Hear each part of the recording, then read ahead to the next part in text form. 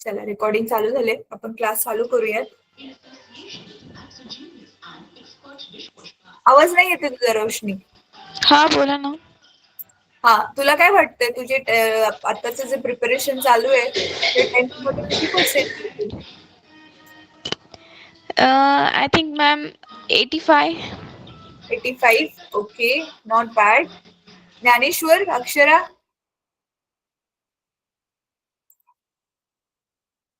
Ma'am 90. 95 ma'am. Okay, great great, ठीक आहे. चला, व्हेरी नाईस. तर आता आपण क्लास चालू करूयात. आपण हीट चॅप्टर चालू केलेला ना गेल्या वेळी. हीट मधला एक क्वेश्चन जो आहे तो आपला सॉल्व्ह करायचा राहिलेला. मुलांना तो एक जो क्वेश्चन आहे ना, मला स्वतःला सॉल्व्ह करून बघायचंय त्याला. जरा तो वाला क्वेश्चन आपण नंतर करूया, बिकॉज मी तो सॉल्व्हच नाही करून बघितला तो क्वेश्चन. तर मग अनलेस अँड अंटिल मला कॉन्फिडन्स आहे की हा क्वेश्चन कसा करायचा, मी तो तुम्हाला नाही तो आता एक्सप्लेन करत, कारण ना तो मी खूप आधी केलेला. सो थोडस विसरले मी त्याला, मला एकदा रिवाइज करावं लागेल. आपण आज काय करूयात, आपली एक्सरसाइज डिस्कस करून झालेली होती हीटची. अच्छा, आता मॅमने मला सांगितलं की इंग्लिशच टेक्स्टबुक शेअर करायचं मुलांना, पण डोंट वरी, मी तुम्हाला मराठीमधून पण अर्थ एक्सप्लेन करेल. मराठी मीडियमचे जे मुलं आहेत, तुम्ही तुमचं टेक्स्टबुक समोर ठेवा, मी ते मराठीतून एक्सप्लेन करेल, तर तसं पण तुम्हाला समजेलच की काय चाललंय नक्की. ठीक आहे, सो डोंट वरी. तर आता बघा, हा आपला हीट चॅप्टर जो आहे ह्याची एक्सरसाइज जी आहे ती आपण करायला डिस्कस करायला सुरुवात केलेली होती. तर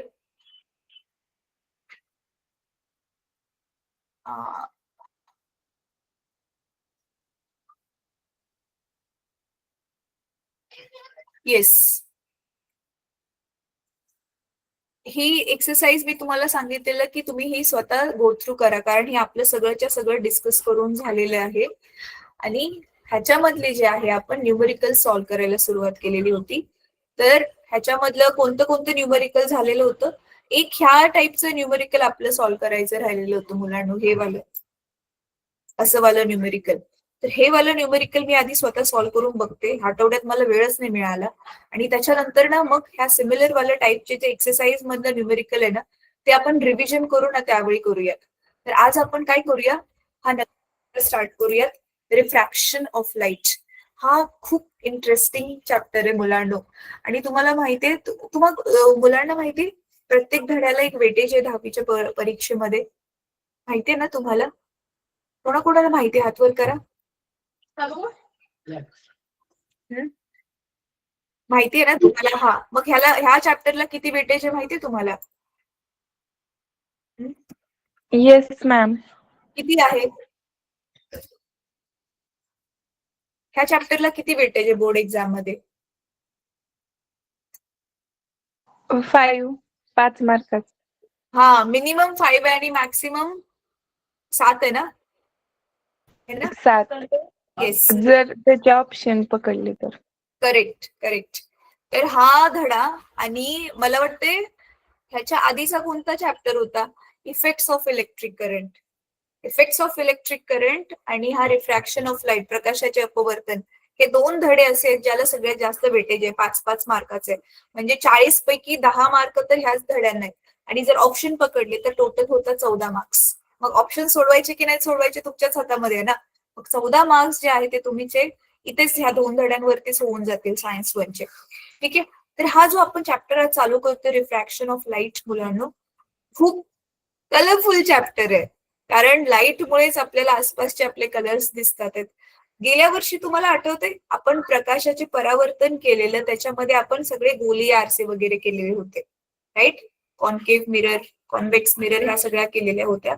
आणि ह्यावेळी आपण ह्याच्यामध्ये जे आहे ते ह्या वर्षी रिफ्रॅक्शन आधी शिकणार आहे. आणि रिफ्रॅक्शन ज्याच्यामधून होतं त्याला आपण म्हणतो इंग्लिशमध्ये लेन्सेस, आणि मराठीमध्ये आपण त्याला काय म्हणतो, भिंगे. तर आता जसं माझा हा चष्मा आहे, तर ऍक्च्युअल मध्ये ती भिंगे आहेत, राईट? लेन्सेस आहेत जे मी लावलेले आहेत. तर ते कसे काम करतात ते आपण बघणार आहोत.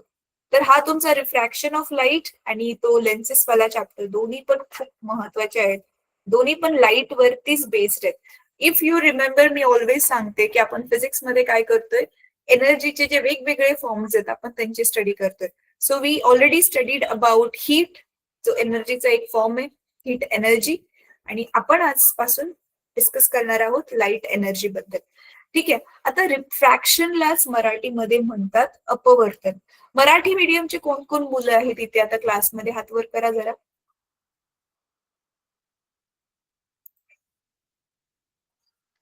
अच्छा, ज्ञानेश्वर आहे, साक्षी आहे, स्नेहल आणि अभिषेक आहे. ठीक आहे, ग्रेट. आपण आता मी तुम्हाला दोन्ही एक्सप्लेन करेल, मराठी आणि इंग्लिश मधून, सो डोंट वरी. रिफ्रॅक्शन म्हणजे प्रकाशाचे अपवर्तन. आणि तुम्हाला मी 8वीला पण शिकवलेलं आहे. सो आपलं हे तिसरे वर्ष आहे मुलांना एकत्र. हो, ग्रेट. Yes ma'am. हो, येस, व्हेरी लॉंग टाइम ना. 8वीला आठवते तुम्हाला मी हे शिकवलेलं की जशा प्रकारचा पृष्ठभाग असतो त्या पृष्ठभागावरती किंवा कोणत्या पृष्ठभागावरती लाईट पडते त्याच्यावर डिपेंड आहे की प्रकाशाचं परावर्तन होईल म्हणजे रिफ्लेक्शन होईल, की प्रकाशाचं अपवर्तन होईल म्हणजे रिफ्रॅक्शन होईल, की प्रकाशाचं ऍब्झॉर्प्शन होईल की प्रकाश शोषला जाईल. आठवतंय ना? तर गेल्या वर्षी आपण बघितलं रिफ्लेक्शन. एक चमकणारा एकदम मऊ असा पृष्ठभाग असेल तर त्याच्यावरून लाईट काय होते, रिफ्लेक्ट होते, परावर्तित होते. आणि रिफ्रॅक्शन कधी होतं? रिफ्रॅक्शन कधी होतं? वस्तू जी आहे पारदर्शक असेल तर. पारदर्शक वस्तूलाच इंग्लिशमध्ये म्हणतात ऑप्टिकली ट्रान्सपरंट मटेरियल. ट्रान्सपरंट शब्द तर तुम्ही ऐकलाच असेल. ट्रान्सपरंट म्हणजेच पारदर्शक. ठीक आहे. ट्रान्सपोर्ट वेगळं आहे बरं का. ट्रान्सपोर्ट म्हणजे दळणवळण आणि ट्रान्सपरंट वेगळं आहे. तर आता बघा, मला सांगा क्विकली, चला, ट्रान्सपरंट मटेरियल कोणते कोणते? मी तुमचे हँड्स डाऊन करते. मी स्टॉप शेअर करते जेणेकरून मला तुम्हाला बघता येईल, ऐकता येईल पण येईल. तुमच्यापैकी जर काही मुलांना इंटरनेटचा जर इश्यू नसेल तर जर कॅमेरा तुम्ही चालू ठेवला ना मला खूप बरं वाटेल. तुम्हाला माहितीये सकाळच्या वेळी मुलं आपल्या बरोबर जे आश्रम शाळांबद्दल माहितीये तुम्हाला मुलांना? कोणाकोणाला आश्रम शाळा काय असते माहितीये? मॅम आमच्या माहितीये ना, आश्रम शाळा पण गव्हर्नमेंटच्या शाळा असतात, पण तिथे खूप गरीब मुलं, खूप जास्त गरीब मुलं ना तिथे राहूनच अभ्यास करतात आणि फक्त सुट्टीमध्ये ते घरी जातात. तर त्या शाळेमधून ती मुलं आपल्या बरोबर सकाळच्या वेळी कनेक्ट होतात. तर मग त्या शाळा काय करतात, त्यांचे कॅमेरे जिथे जिथे ज्यांना शक्य त्यांचे ऑन असतात. मग कॅमेरा पण ऑन असतो, मुलं पण बोलू शकतात ना. तर समोरासमोर ते मला दिसतात, तर त्यांच्या बरोबर तर मग अजून पण मजा येते. तुमच्या बरोबर पण येते आणि त्यांच्या बरोबर पण येते. तुम्ही पटकन अनम्यूट करून सांगता तर एवढं काय वाटत नाही. बट येस, कॅमेरा पण जर ऑन असेल तर बेस्ट होईल. पण हा, तुमचा जर मोबाईल डेटा संपणार असेल ना मधनच, मग नका करू. आय डोंट वॉन्ट की तुमची मीटिंग मधनच संपली आणि तुम्हाला मेसेज आला की तुमचा डेटा संपलाय म्हणून. जर कोणाला पॉसिबल असेल, तुमच्यापैकी कोणाच्या घरी वायफाय आहे का? वायफाय नसेल ना, बरं ठीक आहे, काय हरकत नाही. बरं सांगा मला आता मग. हा, विवेक तुझ्या घरी वायफाय आहे?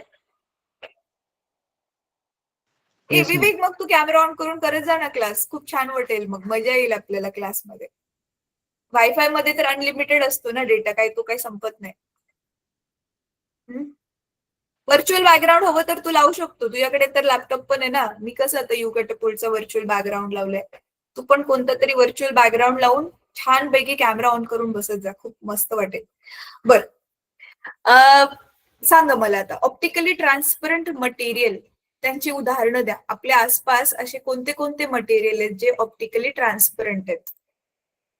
ऑप्टिकली ट्रान्सपरंट पारदर्शक आहेत. हा साक्षी बोल बेटा. काच. काच, ऍब्सोल्युटली. पाणी. येस, काच, पाणी. अजून? अजून? ऑइल. येस, ऑइल सुद्धा. प्लास्टिक. हा, पारदर्शक प्लास्टिक, सगळंच प्लास्टिक नाही, पारदर्शक प्लास्टिक. इव्हन काचा पण, हल्ली कलरफुल डार्क काचा पण असतात, मग त्या थोड्याशाच पारदर्शक असतात. काचामध्ये पण पारदर्शक काचा आपण घेऊ.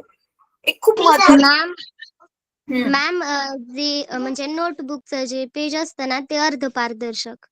येस, तुम्ही खूप महत्वाची गोष्ट मिस करताय मुलांना. चला एक क्लू देते. सगळीकडे आहे ती, आपल्या अवतीभोवती, पण आपल्याला दिसतच नाहीये.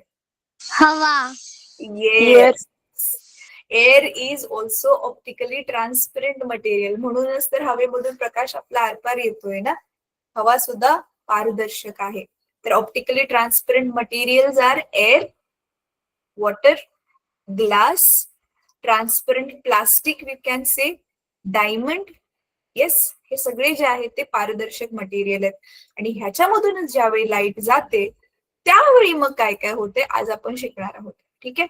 तर रिफ्रॅक्शन मध्ये होते काय मुलांनो. चला आज मी तुम्हाला आता मी तुम्हाला आज जे शिकवणार आहे ना मुलांनो, I am sure of it की काय माहिती, आता तुमच्या टीचर्स वरती पण डिपेंड आहे, पण मला असं वाटतं की तो तुम्हाला असं डिटेलमध्ये की नक्की काय होतंय हे तुम्हाला शाळेमध्ये एक्सप्लेन नसेल केले. म्हणजे मुळामध्ये ना कन्सेप्टच तुम्हाला नसेल समजली, फक्त व्याख्या वाचून घेतली असेल तुम्ही, थोडी थोडी कळली असेल पण डिटेलमध्ये कळली नसेल. त्याच्यामुळे ना आत्ता जो मी शिकवणार आहे जर टॉपिक एकदम छान पैकी तुम्ही लक्ष देऊन समजून घ्यायचं. एक्सप्लेन करून झाल्यावर मग तुम्हाला किती कळलंय ते बघण्यासाठी मग मी प्रश्न विचारेल. ठीक आहे. तर मग त्या प्रश्नांची नक्की उत्तरं द्या तुम्ही. चला तर आता आपण स्टार्ट करूयात. मी तुमच्या बरोबर व्हाईट बोर्ड शेअर करते. एक मिनिट.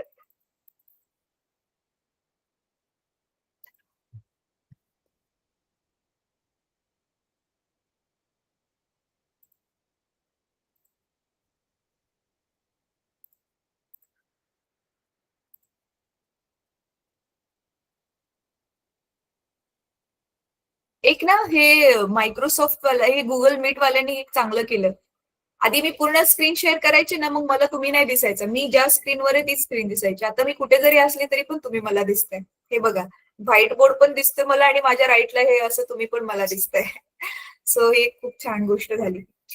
चला आता आपण काय करणार आहोत. रिफ्रॅक्शन म्हणजे मी तुम्हाला काय आधी समजावून सांगते. रिफ्रॅक्शन म्हणजे अपवर्तन. तर गेल्या वर्षी काय होतं, सपाट छान पृष्ठभागावरती लाईट पडली की ती माघारी वळते.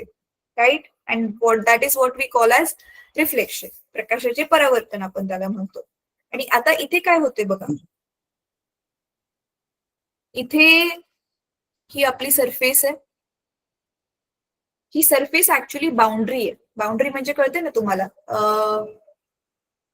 बाउंड्रीला मराठीत काय म्हणतात सांगते. म्हणजे समजा इथे आपले ग्लास आहे. सीमा. हा, सीमा आहे. Yes, correct. Thank you so much Baudhvi. Baudhvi मला गेल्या वर्षी पण सांगायची हे ट्रान्सलेशन. तर ही दोन आपले वेगवेगळे मटेरियल्स आहेत ना, त्याची ही सीमा आहे. तर इकडे ग्लास आहे आणि इकडे हवा आहे. ठीक आहे. आता तुम्हाला माहिती आहे मुलांना, हवा जी असते ती विरळ असते. विरळला इंग्लिशमध्ये म्हणतात रेअरर मीडियम. म्हणजे असं माध्यम जे विरळ आहे, रेअरर मीडियम आहे ती. आणि ग्लास जे आहे ते जास्त डेन्सर असेल. डेन्सर म्हणजे ते जास्त दाट असेल. राईट. मग आता होतंय काय, समजा आता हा आपण दोन्ही बाउंड्रीजला कॉमन असं काय काढला, नॉर्मल काढला. नॉर्मल म्हणजे काय काढला आपण, लंब काढला. गेल्या वर्षी पण जसं होता तसं दोन्ही बॉर्डरला जे सीमा सेपरेट करते त्याला आपण लंब काढला, नॉर्मल काढला. आणि आता समजा, एक मिनिट हा,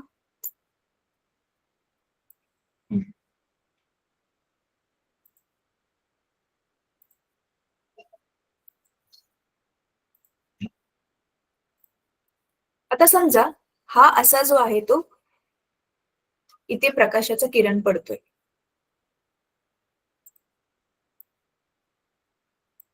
ठीक आहे. हा प्रकाशाचा किरण पडलाय. आता तुम्हाला माहितीये आपण हा बाउंड्री बरोबर न घेता नॉर्मल बरोबर हा जो कोन बनवतो ह्याला आपण काय म्हणतो, आय म्हणतो. Angle of incidence. Angle of इन्सिडन्सला मराठीमध्ये काय आपाती कोन म्हणतात ना. हो मॅम. मॅम. हा, तर तो आपाती कोन बनला.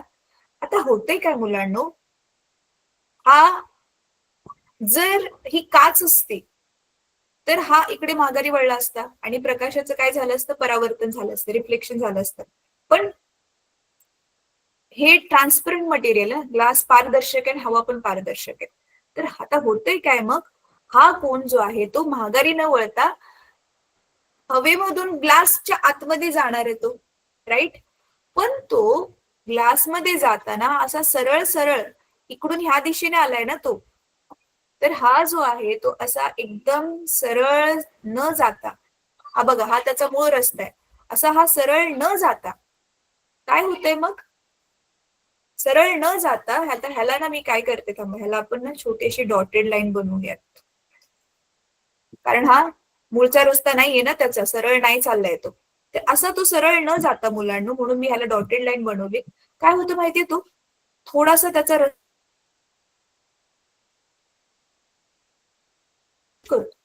म्हणजे काय, तो वाकतोय, लाईट बेंड्स टुवर्ड्स नॉर्मल. आपला नॉर्मल आहे ना, नॉर्मलच्या बघा इकडून ह्या नॉर्मलच्या दिशेने वळली ना light, light bends towards normal, म्हणजे तो लंबाच्या दिशेने वळला कधी, ज्यावेळी तो विरळ माध्यमातून दाट माध्यमामध्ये चाललाय, त्यावेळी तो लंबाच्या दिशेने वळतो. आणि समजा दाट माध्यमातून विरळ माध्यमात चालला असेल तर तो लंबापासून लांब वळतो. मग हा जो प्रकाशाचा किरण, लाईट रे स्वतःचा रस्ता बदलतोय, त्या बदलण्याच्याच क्रियेला आपण म्हणतो प्रकाशाचे अपवर्तन, रिफ्रॅक्शन ऑफ लाईट. ठीक आहे, कळलं? कोण सांगेल मला आता क्विकली, रिफ्रॅक्शन ऑफ लाईट म्हणजे काय, तुमच्या भाषेमध्ये सांगा, फक्त तुम्हाला समजलंय की नाही ते मला बघायचंय. हँड रेज करा, कोण सांगेल. हा साक्षी बोल. Yes ma'am.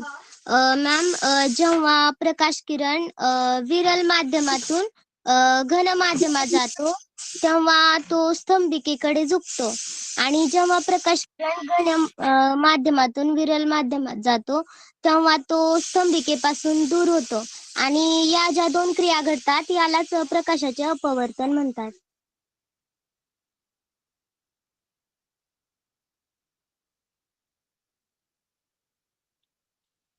अभिषेक.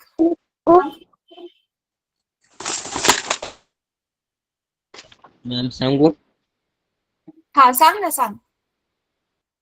प्रकाश एका पारदर्शक माध्यमातून दुसऱ्या पारदर्शक माध्यमात जाताना त्याची मार्गक्रमणाची दिशा बदलते, यालाच प्रकाशाचे अपवर्तन असे म्हणतात. Very good. अच्छा, आता ना पुढचा प्रश्न मी रॅन्डमली अभिषेक आणि साक्षीला नाही विचारणार, उरलेल्या मुलांना रॅन्डमली कोणाचं पण नाव घेऊन मी अनम्यूट करून उत्तर मागेल. ठीक आहे, सो अलर्ट राहा. आता हा प्रकाशाने स्वतःचा रस्ता तर बदलला, ह्याला आपण अपवर्तन म्हणतोय, हे तुम्हाला कळलं. आता मला विचारायचंय, बेटा सगळ्यांना दिसते स्नेहल, सगळ्यांना स्क्रीन दिसते ना मुलांना? नो मॅम, मध्ये मध्ये बंद पडते. मध्ये मध्ये बंद होते? हो, आणि खूप अच्छा वेळ बंद. ठीक आहे. अच्छा ठीक आहे, मी ना कॅमेरा थोडा वेळ बंद केलाय. आता आता दिसते? नाही दिसत नाही आता Screen दिसते मॅम. म्हणजे दिसत आणि ते पण. अं, ठीक आहे, दिसत आहे आता. आता दिसते? आता दिसते मॅम. हो. Yes, ma'am. हा, तर बघा इथे तेच मी आकृती काढली आहे, ही डॉटेड लाईन दिसली ना तुम्हाला, तर हा प्रकाश असा सरळ मार्गाने न जाता, हे बघा हा सरळ डॉट डॉट वाली लाईन त्याचा सरळ मार्ग आहे ना, जसा इकडून पडला तसा सेम टू सेम इकडून बाहेर नाही येता, तर बघा तो इकडून इकडे वळला ना स्तंभिकेच्या दिशेने, तर ह्याला आपण काय म्हणतोय, प्रकाशाचे अपवर्तन म्हणतोय. ठीक आहे, अच्छा आता पुढचा प्रश्न. आता ह्याचं तुमचे थांबा सगळ्यांचे हँड्स, साक्षी स्नेहल हात खाली कर बेटा, हात खाली कर, हँड डाऊन कर स्नेहल. हा, थँक्यू. अच्छा, आता माझा दुसरा प्रश्न आहे, बघूया हा प्रश्नाचं उत्तर कोणाला येते. हा प्रश्नाचं उत्तर आलं ह्याचा अर्थ तुम्हाला कन्सेप्ट कळलेली आहे. किरण वळला तर खरं, पण का वळला? एका माध्यमातून दुसऱ्या माध्यमामध्ये जाताना त्याने का रस्ता बदलला, कोण बर सांगेल मला?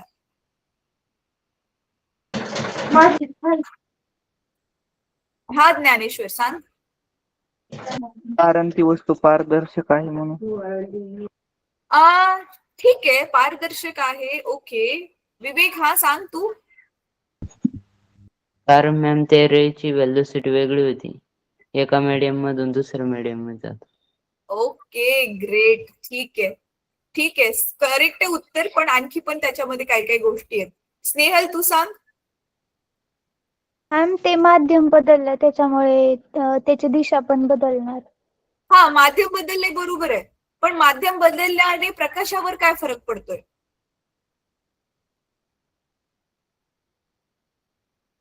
कारण मॅम आपण 9वी मध्ये पाहिलं होतं की जर एखाद्या सपाट पृष्ठभागावर जर एखादा किरण पडला तर तो म्हणजे असा एक म्हणजे त्याचा एक कोन तयार होता. आपण ही कन्सेप्ट पाहिली होती 8वी मध्ये. तर तसंच इथे पण होईल. ठीक आहे स्नेहल. विवेक, तुझं आन्सर जे आहे ते करेक्ट आहे बेटा, पण ते ना अजून त्याचं मोठं एक्सप्लेनेशन. समजा तुम्ही एका रोडवरून गाडी चालवताय किंवा तुम्ही चालत चाललाय एका रोडवरून आणि तुम्ही नॉर्मल चालत नाहीये, तुम्ही समजा चांगलं स्पीड घेऊन धावताय. पण पैकी धावत असताना तुम्ही तुमच्या रस्त्यावरती ना खूप सारी लोक आली कुठून तरी, मोर्चा चाललाय समजा, मग काय होईल? तुमचं स्पीड काय होईल? मग गर्दी वाढल्यावर तुमचं स्पीड कमी होईल ना आपोआप, येस मॅम. है ना? तर गर्दी वाढल्यावर तुमचं स्पीड कमी होईल. मग किती अजून मग दुसरा प्रश्न उद्भवतोय की रेअरर मीडियम, विरळ माध्यमातून दाट माध्यमामध्ये प्रकाशाचा किरण चाललाय तर ठीक आहे, त्याची स्पीड कमी होईल. पण मग स्पीड कमी झाली तर हरकत नाही, पण त्याने रस्ता का बदलला? मग त्याचा रस्ता का बदलला? इथे फास्ट येतोय. इथे तुम्हाला माहितीये ना नॉर्मल प्रकाशाची स्पीड किती माहितीये ना मुलांना? हवेमध्ये 3 × 10⁸ मीटर/सेकंड ही हवेमध्ये त्याची स्पीड आहे, बरोबर आहे. इथे आतमध्ये आल्यावर त्याची ही स्पीड जी आहे ती कमी होईल. आता ती स्पीड प्रत्येक मीडियम मध्ये फिक्स आहे, ती पण आपण कॅल्क्युलेट करणार आहे ह्या धड्यामध्ये. ग्लासमध्ये त्याची स्पीड किती होते, पाण्यामध्ये त्याची स्पीड किती होते, पण ती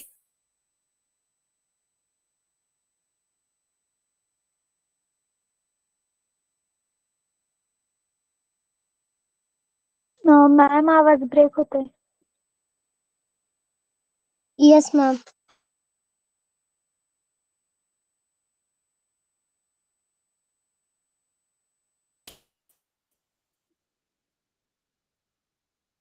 आता आवाज येतोय? येतोय मॅम आता.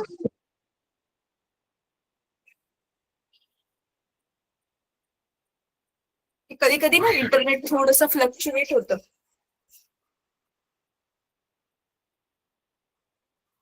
थांबा, मी परत स्क्रीन शेअर करते. थांबा एकदा.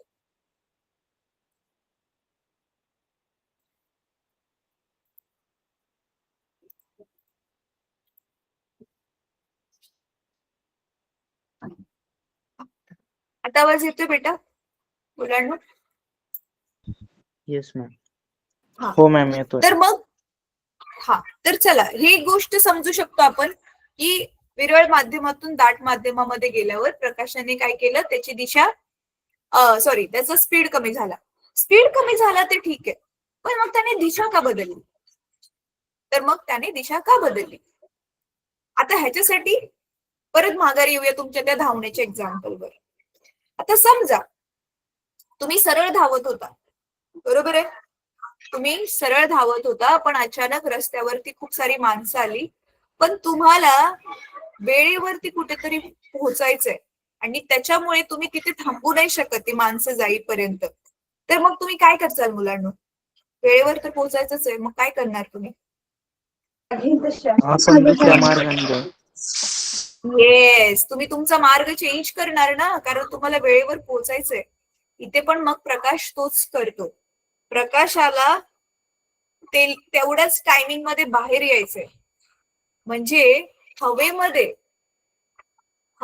त्याला जेवढा वेळ लागणार आहे ना, हवेमध्ये समजा 2 मीटर डिस्टन्स ट्रॅव्हल करायला त्याला जेवढा वेळ लागणार आहे, तेवढ्याच वेळामध्ये त्याला ह्या मीडियम मध्ये पण 2 मीटर मध्ये तेवढ्याच वेळामधून त्याला बाहेर यायचंय.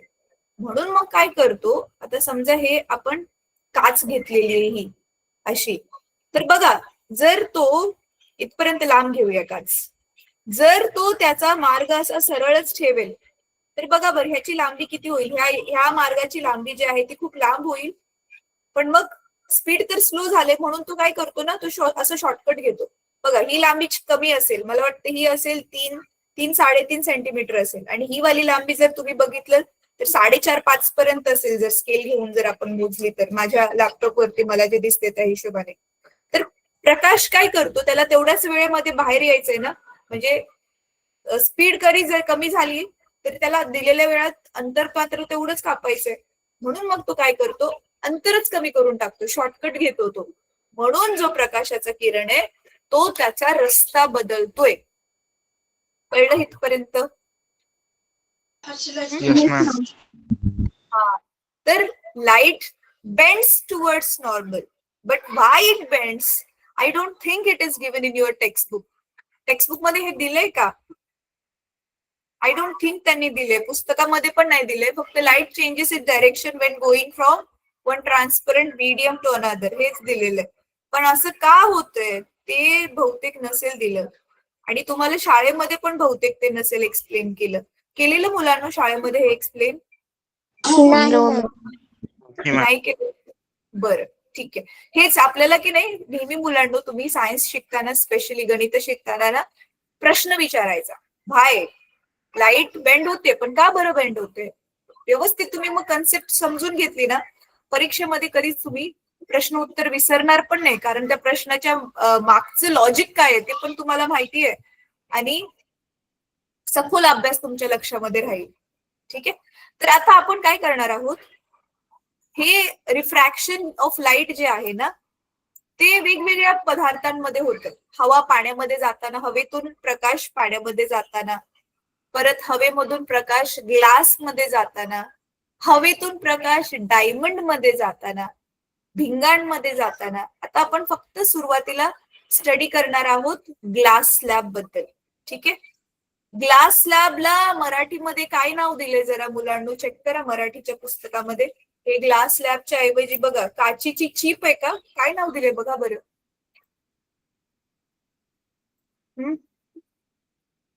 मराठी मीडियमची कोण? काचेची लादी. ऍक्च्युली लादी टेक्निकली खूप मोठी असते, पण आता ठीक आहे त्यांनी ते नाव दिले तर असू द्यात.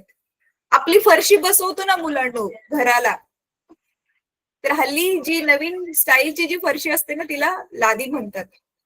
तर ठीक आहे, काचेची लादी नाव दिले तर इट्स ओके. चला, तर आता आपण काय करूयात, आपण घेणार आहोत ही काचेची लादी. तर हा काचेच्या लादीमधून प्रकाश कसा अपवर्तित होतोय, म्हणजे रिफ्रॅक्शन कसं होते ते बघणार आहोत.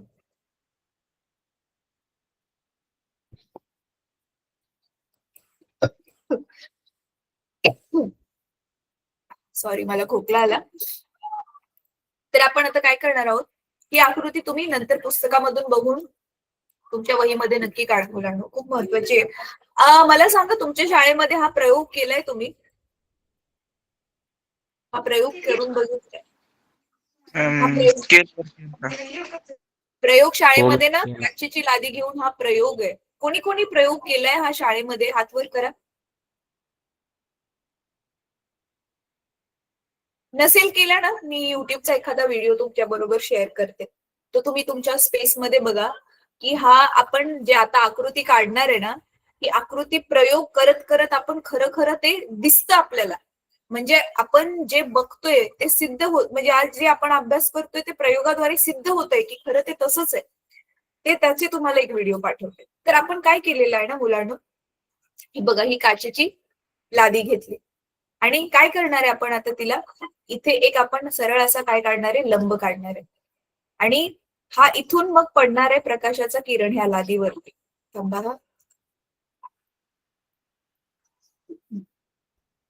हा असा प्रकाशाचा किरण पडला. तर इथे बघा आता दोन बाउंड्रीज आहेत, कारण हे आतमधले हे तर ग्लास आहे, तर हे एअर आहे, राईट, आणि इथे परत एअर आहे. तर प्रकाशाचं किरण दोन वेळा इथे अपवर्तन होईल प्रकाशाचं, एकदा आतमध्ये लाईट घुसताना त्या ग्लासच्या आणि बाहेर येताना, right. So this is the first boundary, right, ही पहिली बाउंड्री आणि दिस इज सेकंड बाउंड्री. तर आता इथे काय पडला हा आपला आय. आता ह्याला आपण नाव देऊया I1, सध्या ह्याला नाव देऊया आपण I1, आणि हा जो आपण स्तंभिका काढली ह्याला नॉर्मल म्हणतो, आपण ह्याला नाव देऊया N1 dash. N1 N1 dash. So जसं आता आपण बघितलं, लाईट जी आहे ती आपली एअर मधून ग्लास मध्ये चालले. ह्याचा अर्थ काय? रेअरर मीडियम मधून डेन्सर मीडियम मध्ये चालले, तर काय होईल? It will bend towards normal. म्हणजे हा अँगल समजा हा किती आहे? 30 डिग्री आहे. तर हा 30 पेक्षा कमी बनेल ना हा. तर हा बघा असं कमी अँगल बनेल, राईट. आणि हा आपण ह्याला इथे आपण नाव देऊयात R1 नाव देऊयात. तर इथे जागा नाहीये म्हणून मी इथे बाजूला नाव दिले. ह्याला नाव देऊयात R1 नाव देऊयात. ठीक आहे. R is angle of refraction. अच्छा, मराठी त्याचं काय नाव आहे बघा बरं. अपवर्तित कोण आहे का? हो मॅम. अपवर्तित कोण आहे ना? हा. Yes ma'am. मग आता हा जो किरण आहे बघा मुलांनो, ह्या दुसऱ्या बाउंड्रीला जिथे टच करतोय इथे पण आपण असं एक नॉर्मल काढणार, इथे पण एक स्तंभिका काढणार. ठीक आहे. आणि इथे आपण ह्याला नाव देऊया R2 नाव देऊया ह्याला. आणि हा R2च आता काय काम करतोय? जसं की आपाती कोणाचं काम करतोय ह्या सेकंड बाउंड्रीसाठी. आता मात्र मुलांनो बघा, light is travelling from denser medium to rarer medium. बरोबर आहे. एका दाट माध्यमातून आता ती विरळ माध्यमामध्ये माघारी येते. तर मग आता लाईट जी आहे ती स्तंभिकेकडे वळेल की स्तंभिकेपासून लांब वळेल? सांगा बरं. मॅम स्तंभिकेपासून दूर जाईल. येस. आता ती स्तंभिकेपासून जी आहे ती लांब जाईल. ही बघा अशी जाईल ती. आणि तुम्हाला माहिती मुलांना एक गंमत, हे आता जे लांब गेलेला जो किरण आहे ना, आता मी तर इथे पट्टी नाही वापरत आहेत ना, तरी पण ट्राय करते. ह्याला तुम्ही असं मागे वाढवलं आणि ह्याला आधीचा जो रस्ता होता की नाही सुरुवातीच्या, हा बघा इन्सिडेंट रे जो होता, आपाती किरण होता, ह्याचा जर तुम्ही रस्ता वाढवला ना असा, तर हे दोन्ही किरण तुम्हाला बघा समांतर दिसतील. ही वाली डॉटेड लाईन आणि ही बघा ही वाली दिसते. हे दोघं जण तुम्हाला काय दिसतील? समांतर दिसतील. म्हणजे तुम्हाला कळतंय हा जो ओरिजिनल किरण ग्लासच्या आतमध्ये गेला, तो इकडून माघारी यायच्या ऐवजी, या बघा इथून तो माघारी येण्याच्या ऐवजी इथून माघारी आला. शिफ्ट झाला, तो शिफ्ट झाला की नाही त्याचा रस्ता. Yes ma'am. ह्यालाच आपण काय म्हणतो? प्रकाशाचे अपवर्तन म्हणतो. ह्यालाच आपण रिफ्रॅक्शन ऑफ लाईट म्हणतो. आणि हा जेवढ्या डिस्टन्सने शिफ्ट झालाय, हा जेवढ्या डिस्टन्सने शिफ्ट झालाय, ह्याला मी ह्या एका सिम्बलने दाखवते. ह्या सिम्बलचं एक नाव आहे. थांबा, तुमच्या पुस्तकामध्ये हेच सिम्बल दिलंय का बघूया. तुमच्या पुस्तकामध्ये जो असेल आपण तोच यूज करूया. अच्छा, ह्यांनी इथे लॅटरल डेव्हिएशन दाखवलेलंच नाहीये का?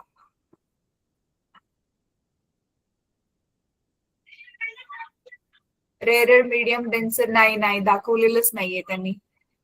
पण ठीक आहे, पुढे आपण स्टडी करताना जर दिसलं तर आपण बघूयात. सध्या मग थांबा, हा सिम्बल नाही ह्याला मी नाव देत. ह्याला आपण सिम्पल नाव देऊयात. ह्याला डी नाव देऊयात. ठीक आहे, ह्याला डी नाव देऊयात. डी फॉर, ह्याला नाव मध्ये ह्याचं नाव आहे लॅटरल डेव्हिएशन. डेव्हिएशन म्हणजे मार्ग त्याचा शिफ्ट होणं मुलांना. डेव्हिएट झाला म्हणजे बदलला. काय म्हणतात त्याला बेटा? मार्गक्रमणाची दिशा. हा असंच काहीतरी. लॅटरल म्हणजे त्याची जी लाईन होती ना, लॅटरल म्हणजे लांबी त्याची जी आहे ती सरळ जी होती ती शिफ्ट झाली, म्हणून ह्याला इंग्लिश मध्ये हे जे अंतर आहे ना डी, ह्याला लॅटरल डेव्हिएशन म्हणतात. ठीक आहे. आता ह्याला मराठीमध्ये काय म्हणतात ते बघूयात. आपल्याला पुस्तकामध्ये तुमच्या आता 10वीच्या आहे की नाही मला माहिती नाही, पण 11वी 12वीला गेल्यावर मात्र डेफिनेटली आहे. ठीक आहे. इमर्जंट रे बेटा हा आहे विवेक. हा थांबा, तर त्या टॉपिक वर येतात. ह्यांची जी नावं आहेत ना, इमर्जंट रे बद्दल मी नाही बोलत आहे विवेक, डोंट गेट कन्फ्युज्ड. हे बघ, हा आपला इन्सिडेंट रे आहे. हा जो येलो वाला जो होता हा आपला इन्सिडेंट रे आहे. इन्सिडेंट रे म्हणजे आपला काय आहे? हा आपाती किरण आहे. बरोबर आहे. मराठीत ह्याला आपातीच नाव आहे ना मुलांनो. हा आपला Yes, आपाती ma'am. किरण. आपाती किरण म्हणजे हा आपला इन्सिडेंट रे आहे आणि हा आपला रिफ्रॅक्टेड रे आहे. अपवर्तित किरण ह्याला मराठीत नाव असेल. आणि हा जो बाहेर आला त्याला इमर्जंट रे म्हणतात. इमर्जंट रेला मराठीत काय नाव दिलंय मुलांनो बघा बरं. हा जो बाहेर आलाय ना, हे बघा तुमच्या आकृतीमध्ये, तुमची मराठी मीडियमच्या मुलांची तुम्ही बघा, तुमची आकृती बघा. हा जो बघा ह्या बाहेर जो आला ना हा सीडी, सीडीला बघा इथे काहीतरी नाव दिलं असेल. सीडी, सीडीला इथे काहीतरी नाव दिलं असेल इमर्जंट रेला. एक सेकंड थांबा, मी मराठीचं पण टेक्स्ट बुक ओपन करते. पेज नंबर आपलं 84 होतं ना.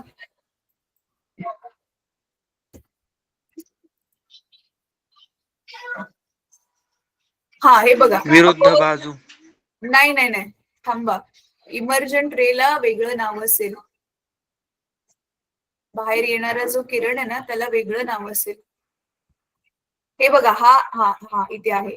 हे आपाती किरण आहे, हा अपवर्तित किरण आहे.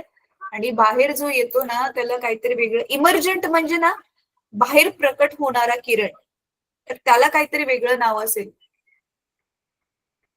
निर्गत किरण. निर्गत किरण जरा विचित्रच नाव दिलंय ह्यांनी, बट ठीक आहे, कळलं. इमर्जंट रे म्हणजे निर्गत किरण. हा सीडी जो आहे ना मुलांना जो बाहेर आला त्याला इमर्जंट रे म्हणतात. आणि हा जो ई आहे तो मला वाटतं त्याला पण काहीतरी अँगल ऑफ अपवर्ती कोन असून I is equal to E, तर इथे निर्गत कोन पण नाव दिलं असेल कदाचित. मग हा जो ई आहे त्याला, मुलांनो मराठी मीडियमच्या मुलांनो हे ई ला काय नाव दिले बरं बघा बरं जरा. हा इथे बघा, पहिल्या अपवर्तनातील अपवर्ती कोन आहे, तसेच दुसऱ्या अपवर्तनात ई अपवर्ती कोन असून, ई अपवर्ती कोन असून ई बरोबर आहे, ह्याला अपवर्ती कोनच नाव दिलेलं आहे. ठीक आहे, अपवर्ती कोन असून ई हा अपवर्ती कोन आहे आणि एनच्या समांतर असतो, परंतु निर्गत किरण आपाती किरणाच्या मूळ मार्गापासून काहीसा विस्थापित झालेला दिसतो. दिसते निर्गत किरण हा म्हणजे बाहेर आलेला किरण, त्याच्या मूळ आपाती किरण हा जो डॉटेड मूळ आपाती किरण आहे त्याच्यापासून बघा काय झालाय, तो मार्गापासून काहीसा विस्थापित झालाय. दिसतो ना ह्या काही अंतराने, त्यालाच ज्या अंतराने तो विस्थापित झालाय त्यालाच आपण नाव दिलेलं होतं. काय नाव दिलेलं होतं आपण? Lateral deviation. येस, तर हे जे अंतर आहे ना ते लॅटरल डेव्हिएशन आहे, ह्या दोघांमधलं जे अंतर आहे.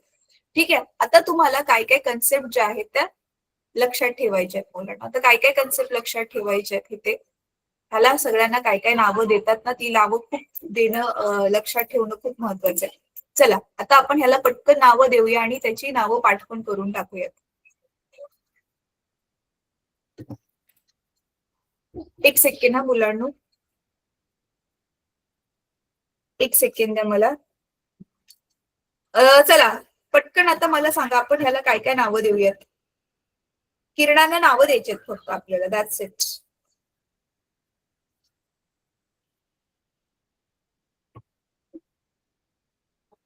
बघा सगळ्यात पुस्तकामध्ये तुमच्या दिले तीच नावं देऊयात. हे बघा इथे दिसते ए बी, परत इथे एन नाव दिलंय ह्यांनी, आणि इथे एम नाव दिलंय, आणि इथे सीडी नाव दिलंय. ठीक आहे, चला तर हा जो किरण आपला पडलाय त्याला आपण नाव देऊया. तर मग मी रेड कलर घेते नाव देण्यासाठी. तर हा ए, इथे बिंदू घेऊन त्याला बी नाव देऊया. इथे जे नाव आहे त्यांनी एन दिलेलं आहे, आणि हा वाला इथे जे नाव दिलेलं आहे त्यांनी एम दिलेलं आहे. आणि ह्या किरणावरती नावं दोन देऊयात आपण, सी आणि डी. ठीक आहे, तर आपला एबी काय असणार आहे आता? एबी कोणता किरण आहे मुलांनो, लवकर सांगा. Angle of incidence. नाही नाही, किरण आहे तो, किरण आहे. एबी किरण आहे ना बेटा, सरळ रेषा. आपाती किरण आहे तो. आपाती किरणलाच काय म्हणतो आपण? Incident ray. ठीक आहे, आणि बघा हा ए बी एन N1 हा जो अँगल बनतोय, अँगल बी एन आणि N1 हा आपला अँगल आहे, राईट. ह्याला आपण काय म्हणतो? आपाती कोन. आणि ह्यालाच आपण काय म्हणतो इंग्लिशमध्ये? Angle of incidence. कळतंय? शॉर्ट मध्ये लिहिते आता मी, अँगल ऑफ इन्सिडेन्स. हे झालं नंबर 1, हा झाला नंबर 2. तिसरी गोष्ट अजून आता आपल्याकडे काय आहे? हा आतमध्ये जो किरण घुसला, त्या किरणाचं नाव आपण NM घेऊया. हे बघा, N आणि M, राईट. हा NM आता काय आहे आपला? अपवर्तित किरण. येस, अपवर्तित किरण. ह्यालाच इंग्लिश मध्ये आपण म्हणतो रिफ्रॅक्टेड रे.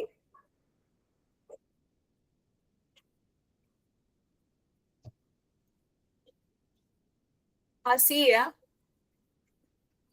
आणि हा F आहे, रिफ्रॅक्टेड रे. चौथा, हा जो तुम्हाला R1 दिसतो इथे, हा काय आहे आपला? अपवर्तित कोन, अँगल ऑफ रिफ्रॅक्शन.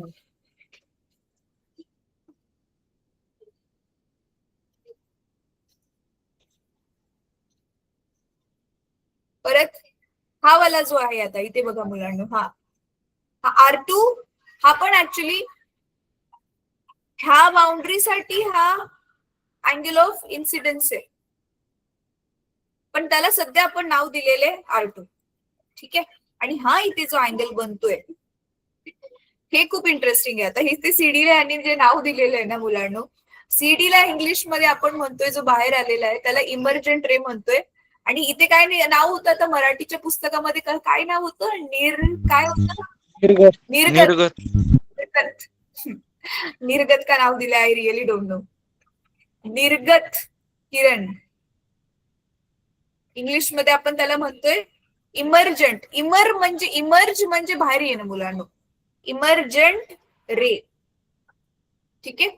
आणि हा जो E आहे, मग हा जो अँगल E आहे तो त्याला इंग्लिश मध्ये म्हणतात अँगल ऑफ इमर्जन्स. मग टेक्निकली ह्याचं पण नाव ना निर्गत कोन असायला पाहिजे होतं. आता मी मराठी मीडियमचं पुस्तक परत एकदा नीट बघते, त्याच्यामध्ये त्यांनी निर्गत कोन नाव दिलंय की नाही माहिती नाही मला, पण इमर्जंट रे मुळे म्हणजे निर्गत किरणामुळे जो अँगल बनतोय त्याचं नाव पण निर्गत कोनच पाहिजे. कळलं? आता ह्या सगळ्या गोष्टी तुम्हाला लक्षात ठेवायचे. तर अशा प्रकारे ग्लास स्लॅब मधून ज्यावेळी प्रकाशाचा किरण बाहेर जातो मुलांनो, त्यावेळी जे आहे ते असे 2 वेळा रिफ्रॅक्शन होते. म्हणजे 2 वेळा काय होते? प्रकाशाचं अपवर्तन होते. आता आजचा होमवर्क हा आहे की एकदा ना हे वाचून काढा मुलांनो. हे पुस्तकामधून ना प्लीज तुम्ही वाचून काढा. तुम्ही स्वतःहून जोपर्यंत वाचणार नाही ना, हा वाला पोर्शन इंग्लिश मिडियमच्या पण मुलांनी सेम हे प्रकाशाचं परावर्तन जे आहे ना, सॉरी अपवर्तन जे आहे, आणि इथून पण हे लॉज ऑफ रिफ्रॅक्शन आपण नंतर बघूया. इथपर्यंत तर नक्की वाचून काढा. हे बघा, इथपर्यंत वाचून काढा. आणि हे जे क्वेश्चन आहे ना, जरा डोके चालवा, हे क्वेश्चन्स जे आहे ना मी तुम्हाला नेक्स्ट क्लासमध्ये विचारेल. सो लेट सी तुम्ही नेक्स्ट क्लासमध्ये त्याचे मला आन्सर्स देऊ शकाल की नाही. ठीक आहे. थांबा, हे इंग्लिश मिडियमचं पण मी टेक्स्टबुक ओपन केले. येस, कुठपर्यंत हे लॉज ऑफ रिफ्रॅक्शनच्या आधीचं सगळं एकदा तुम्ही प्लीज वाचून काढा आणि वहीमध्ये ही आकृती बघून काढा. ही वाली रिफ्रॅक्शन ऑफ लाईटची ही वाली डायग्राम बघून काढा. हाच एवढासाच आहे तुमचा फक्त होमवर्क, वाचून काढायचं आणि डायग्राम काढायचे. तर मग आता आपण नेक्स्ट वीक मध्ये भेटूयात. आपला एक त्यावेळी नाही झाला पण इट्स ओके. हा बेटा. मॅम ती लिस्ट तुम्ही केव्हापर्यंत पाठवता? बेटा मी साक्षी 10 सव्वा 10च्या मध्येच पाठवू शकेल, कारण माझा अजून एक आता ऑनलाईन क्लास आहे, तो 10 वाजता संपेल. 10 वाजता तो क्लास संपल्या ते लिस्ट मी जे आहे ते फक्त नावावरती ज्यांनी एक्स्ट्रा हँड रेज केलेलं ना, म्हणजे तुला पकडून त्यांच्या खाली पण काही नावं टाकते आणि मग ती लिस्ट मी ग्रुपमध्ये शेअर करते. ठीक आहे. ठीक आहे मॅम, इट्स ऑल राईट.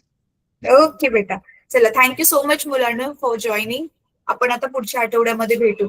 अच्छा बौद्धवी बेटा, तू फिजिक्सचा क्लास ना मिस नको करू, कारण तुला खूप साऱ्या कन्सेप्ट ज्या आहेत त्या शाळेमध्ये समजल्या नसतील, त्या तुझ्या मिस होतील अदरवाईज. ठीक आहे. आणि this light chapter is very very important. लाईटशी रिलेटेड हे दोन्ही पण जे चॅप्टर आहेत ना, रिफ्रॅक्शन ऑफ लाईट आणि लेन्सेस वाला जो चॅप्टर आहे, भिंगांचा पण जो चॅप्टर आहे तो. ठीक आहे. चला गुड नाईट मुलांना. हा, thank you so much for joining.